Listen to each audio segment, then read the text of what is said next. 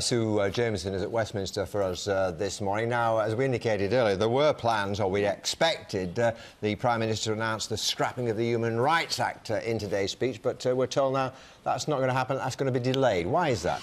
Well, there's been some fairly vocal opposition both inside and outside Parliament to scrapping it. I mean, we have to look at why it's controversial, but it really comes down to just Article 8, which is the right to a family life. And as we know from many a front page, that has been used sometimes by foreign criminals to try to prevent their deportation. But of course, this act also encompasses the European Convention on Human Rights that has all things that we would all hold dear, like the right to free speech, the right to education, the right to a free trial. And the critics are concerned that if we scrap the Human Rights Act in favour of, say, a British Bill of Rights, we could be throwing out a lot of baby with that bathwater. And that is why we're likely today to have a consultation beginning maybe in September, so that it's not rushed. It's likely to be overseen by Michael Gove, and then it could come back to be discussed about in a year's time. But it was always going to be the most controversial part, and maybe it was also decided that they want this first Queen's speech, first all-Tory Queen's speech for 20 years to go through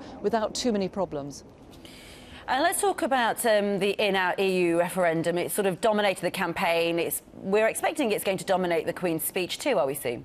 Well, it's certainly going to be there, perhaps at the very centre, although I'm not sure that we're going to get a huge amount of information, because after all, the main thing is going to be what is the question that we will all be asked. And as we have seen, say, from the Scottish independence referendum, most people would like it to be in the yes camp. So the question could be, would you want to remain as part of the EU? So that would be a yes. I think those details, in fact, we're going to get tomorrow. And then after that, as we know, David Cameron's doing a quick whistle-stop tour of 5 European capitals to try and get some support for the changes he wants in order to secure a yes vote.